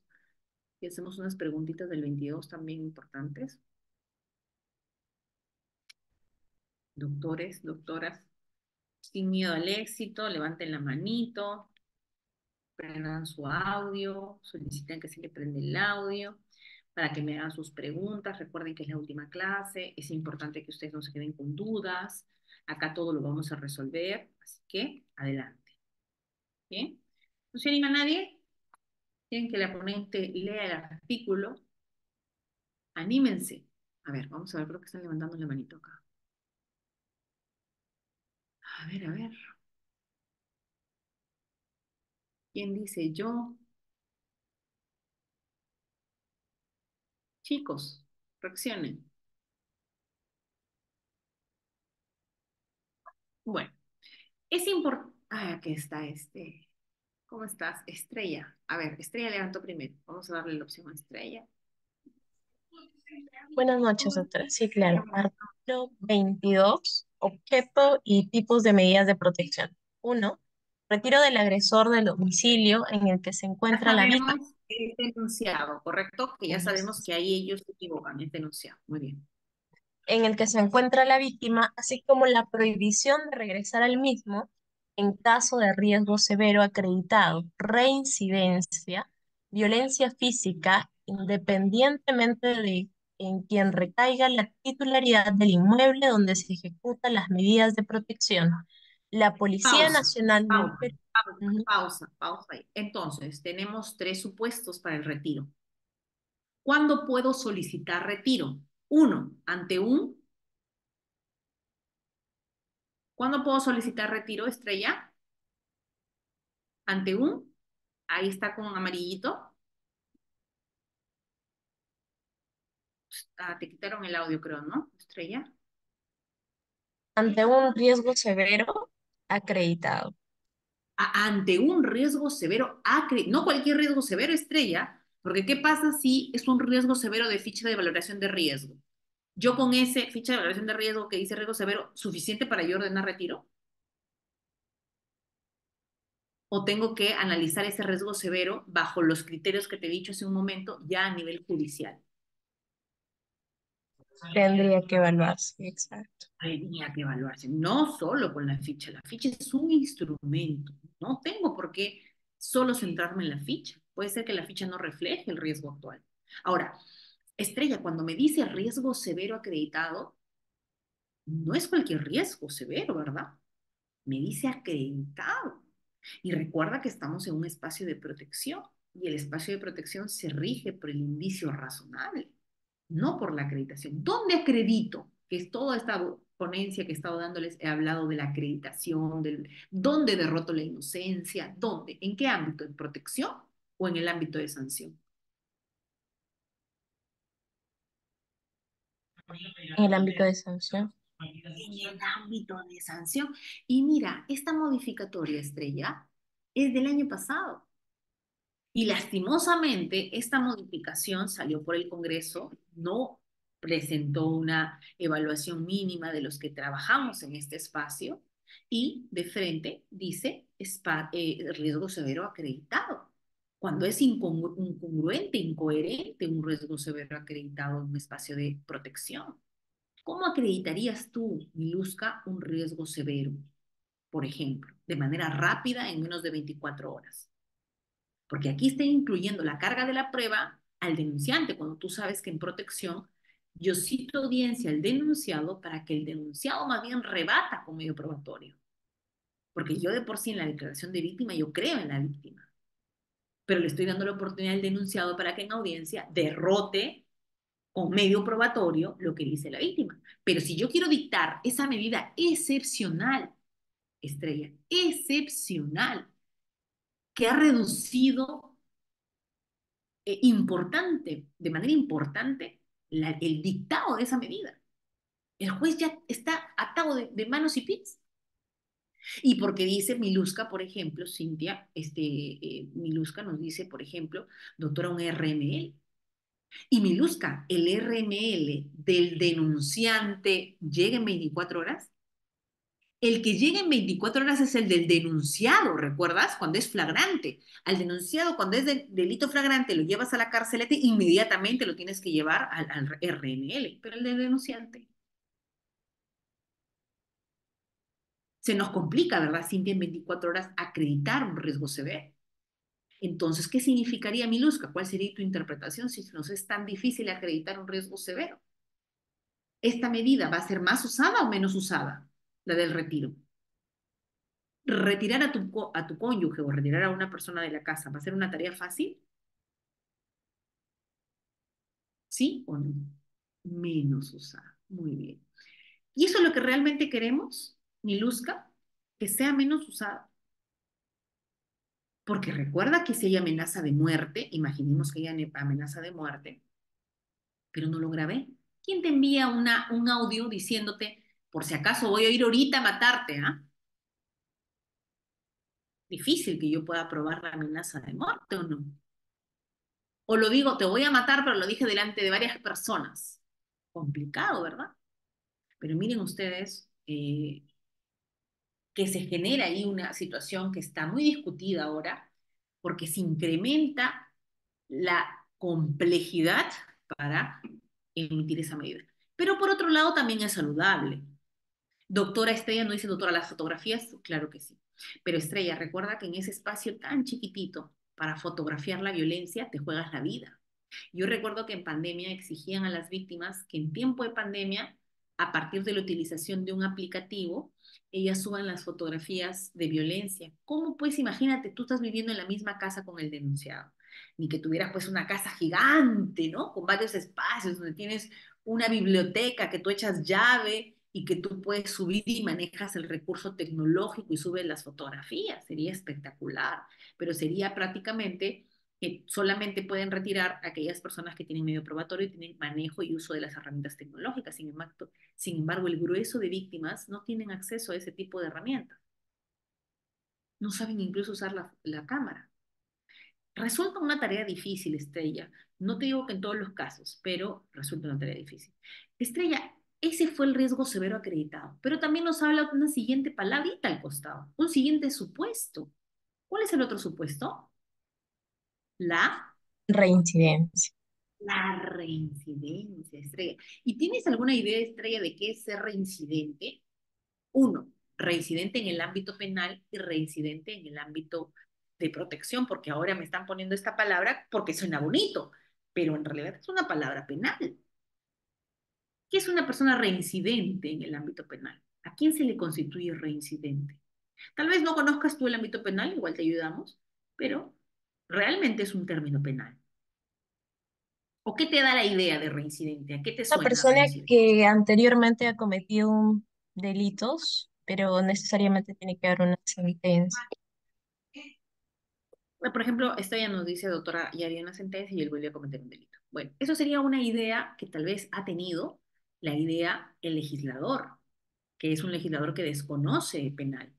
Porque si conociéramos a profundidad penal, sabríamos que no solamente es que haya existido una sentencia, sino que un pleno, que incluso ahora cambió el criterio, pero hay un pleno que todavía funciona muy bien, en el que se indica que el reincidencia ha tenido que pisar el establecimiento penitenciario, es decir, que su sentencia haya sido efectiva y con condena efectiva, y que haya salido del penal con papeleta de excarcelación, es decir, que sus piecitos hayan ingresado al penal. Mira lo que te pide en el ámbito penal. Y Estrella, una persona a la que tú has denunciado por violencia y le ha costado la libertad, ha ido al penal, sale del penal cumpliendo su condena y va a regresar a tu casa a dormir contigo, Estrella. La persona que tú denunciaste y lo mandaste al penal, ¿en qué condiciones va a regresar a tu casa a dormir contigo?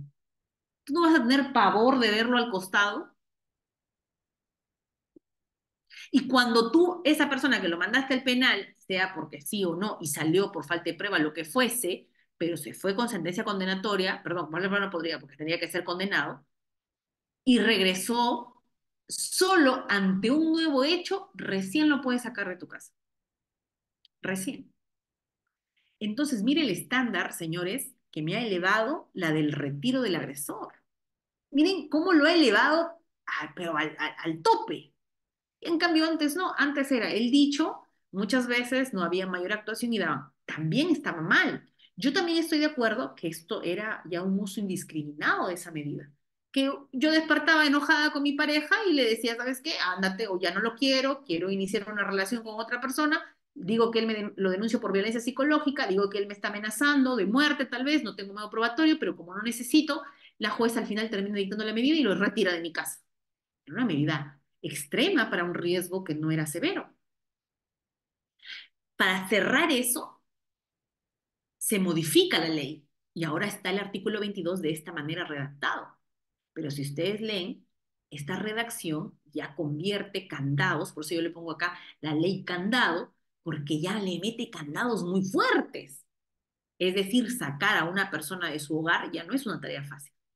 Y doctora, pero está bien, necesita hacer una tarea compleja, porque ¿quién le gustaría que la única casa que tienen, porque en el Perú no es que tú tengas 5 casas, y estás luchando por no quedarte sin la casa, ¿no? En la medida cautelar. ¿Mm? Y la otra es la violencia física. Señores, pregunta, ¿y por violencia psicológica puedo ejercer retiro o no? ¿Qué dicen? ¿O se olvidó el legislador de colocarlo? Se olvidó el legislador de colocar la psicológica, porque pone riesgo severo acreditado, pone reincidencia y pone violencia física. ¿Y la psicológica dónde la dejamos? ¿No puede haber retiro o sí? Javier, ¿en dónde le encuadras? ¿En qué tipo de supuesto la psicológica?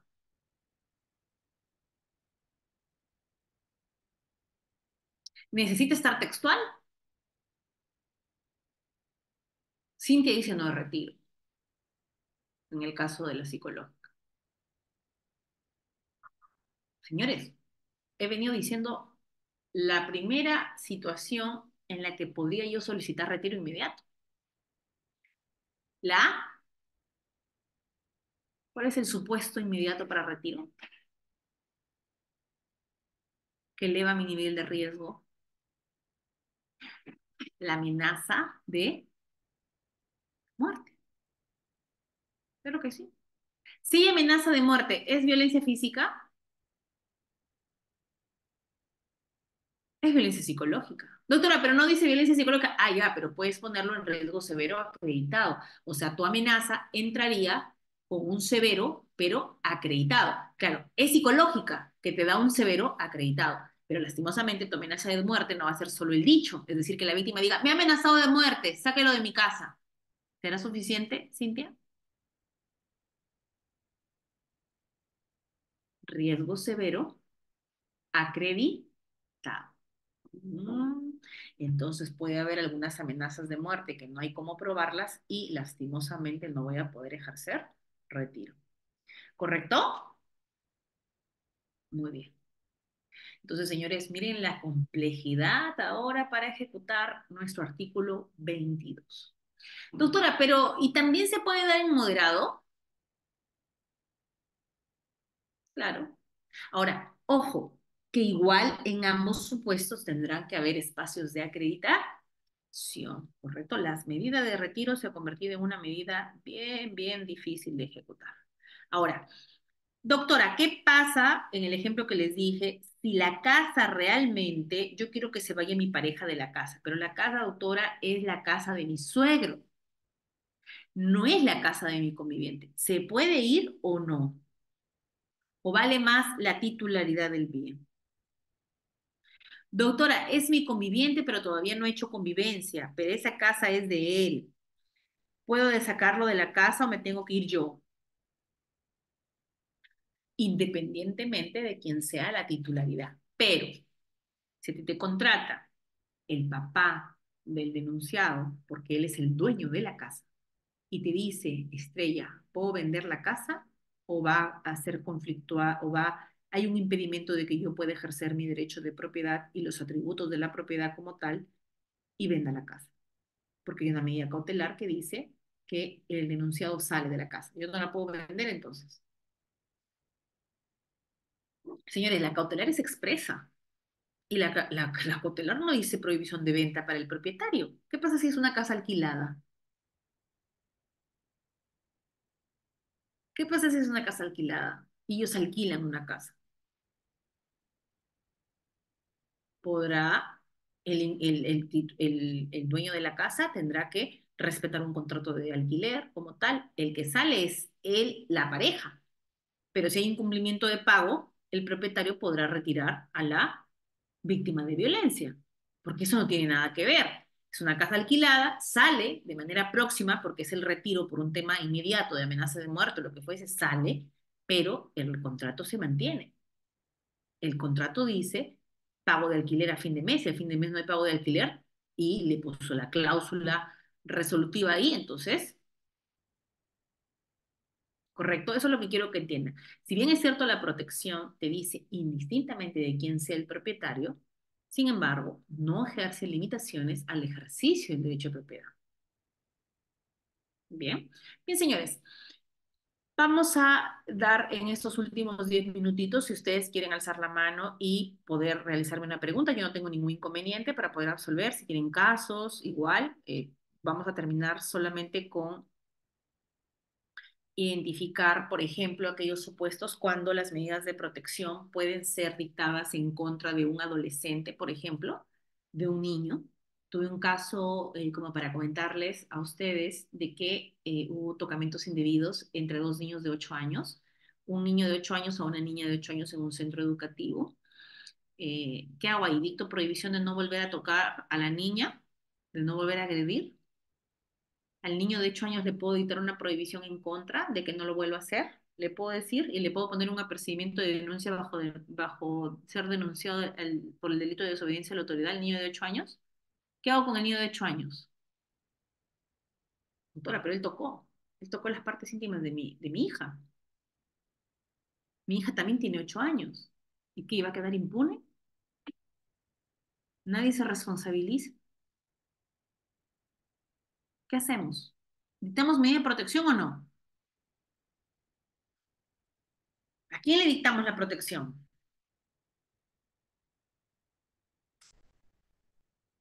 ¿Cómo resuelven ese caso? Padres, dice Miluska. ¿Y qué pasa si los padres, Javier, ¿estás seguro que es infractor? Tiene 8 años. Primero que ya no se utiliza la palabra infractor, es adolescente en conflicto con la ley penal. ¿Un niño de 8 años es adolescente, Javier, bajo el Código del Niño y el Adolescente? ¿Mm? Responde. 16 años, entiendo, pero 8 años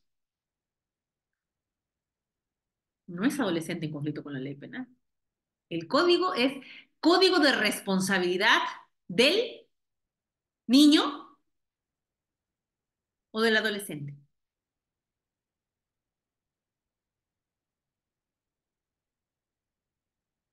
Claro, yo no lo puedo denunciar por nada a él.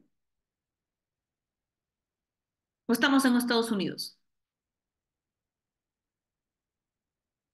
Cintia, recuerda que la palabra ya no es infractor. Adolescente en conflicto con la ley penal. En conflicto. Es que ahora ustedes, incluso, miren, señores, el año pasado se ha aprobado una política respecto a eso, porque ahora hay una nueva forma. Hay una nueva forma de concebir el comportamiento de los adolescentes y los niños cuando realizan acciones que puedan poner en peligro la integridad de otras personas, sean niños o niñas. Y recuerden ustedes que en este caso de los dos niños de 8 años, ¿qué puedo hacer? Dicto medida reeducativo. 8 años tiene Javier Orlando. ¿Qué tipo de trabajo reeducativo va a hacer? ¿Qué tratamiento reeducativo va a hacer el niño? No hay forma. El nuevo modelo, Javier, del Código de Responsabilidad, que es justamente es una nueva visión en la que cuando es menor de edad, en el margen del grupo etario, de 14 años a menos, es decir, de 1 a 14, y aquí el caso es de 8 años, yo no le puedo aplicar reeducativo. Al que ejecutó las acciones que pusieron en peligro la integridad de este otro niño de 8 años, a él también le dicto medida de protección, Javier.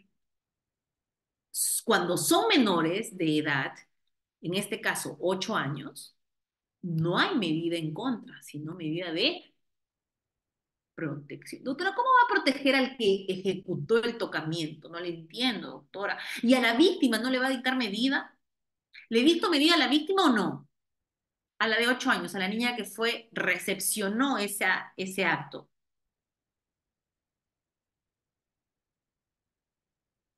Claro que sí. Doctora, ¿le va a dictar medida de protección a los dos?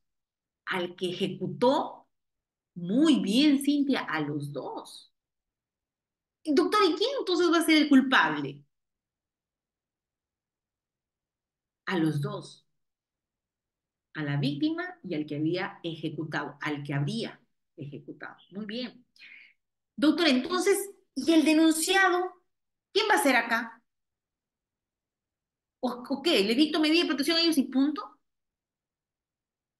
Señores, primero, ¿dónde se realizó el hecho? Pregunta. ¿Dónde se realizó el hecho? Consignen, ¿dónde se realizó el hecho? En el colegio, la escuela ya no existe. La escuela es cuando antes de que exista un sistema educativo, ¿no? Como tal, ahora institución educativa, colegio o institución educativa. La escuela ya no existe. O tal vez en algún ámbito rural. En los colegios o en los centros educativos. Muy bien, Cintia. Y tú envías a tus hijos a los centros educativos a que los violen, a que los toquen, así sean niños, profesores, directores, alumnos.